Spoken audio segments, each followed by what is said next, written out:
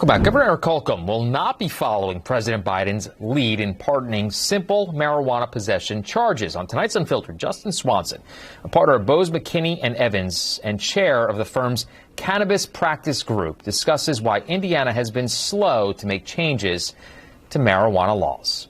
Justin Swanson with Bose McKinney and Evans joining us tonight for this very important topic on a day that this news really just broke. So I have to ask you, Justin, what was your first reaction when you heard that our state isn't following suit with the federal law? Well, in terms of Governor Holcomb's statement? Yes. I think, Governor Holcomb's been pretty consistent that he is not going to act unilaterally here without either the General Assembly or Congress. So really not, it is a bit of a disappointment, not I think a big surprise from those that are paying attention. Well, why do you think, though, the state of Indiana is so hesitant to do this?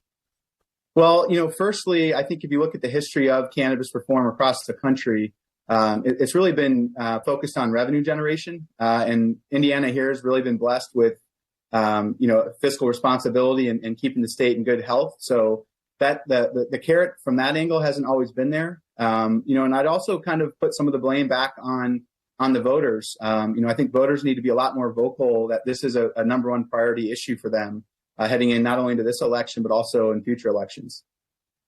That being said, what are your thoughts of Marion County Prosecutor Ryan Mears not prosecuting similar situations?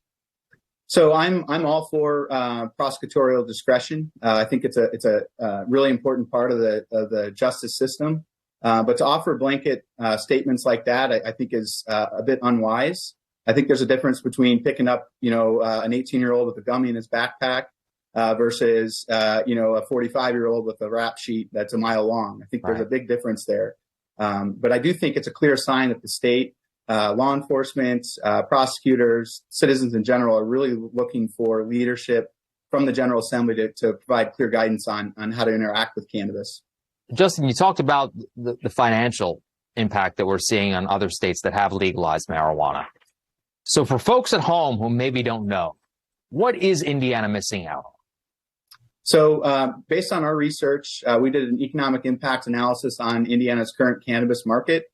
And right now, today, this very day today, it's valued at about $2 billion market that our small businesses, our farmers are shut out of, and then really forcing Hoosiers to go across state lines, commit crimes, and bring back to the state.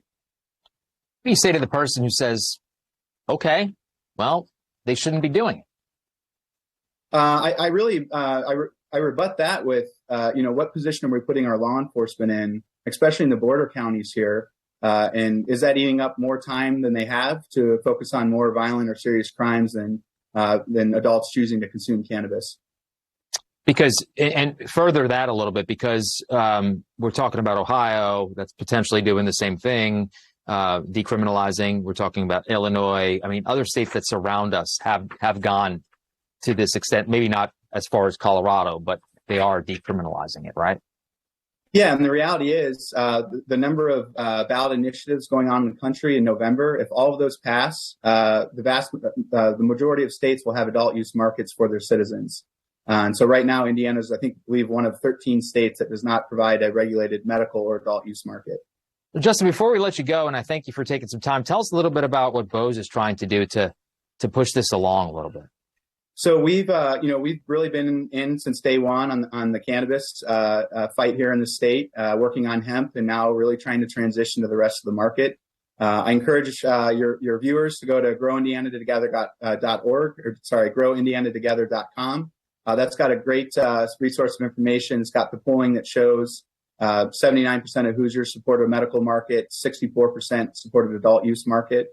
So again, I really put the pressure on the citizens and the voters to step up and be vocal about what they're looking for from their legislators. I have one more question for you. Are we going to see a change? Do you think Indiana will go in the direction of some of these other states here in the next year or two, maybe even 3 or 4? So look, I think the reality is that the current policy on cannabis prohibition is unsustainable for law enforcement and for our judicial system. You have prosecutors on record saying it's not worth our time or resources to get this green leafy substance tested. So really right now, as long as you don't admit what you're carrying and you have money for an attorney, you're very likely going to get that charge dropped. So that's the really important part here. Whether you support it or not, it's really looking at this from a policy level and thinking about how can we benefit the state, the Hoosiers, and law enforcement at the end of the day. Yeah, we'll see what happens. Justin Swanson with Bose, McKinney, and Evans, thank you so much for joining us tonight. Yeah, thank you for having me. Really appreciate it.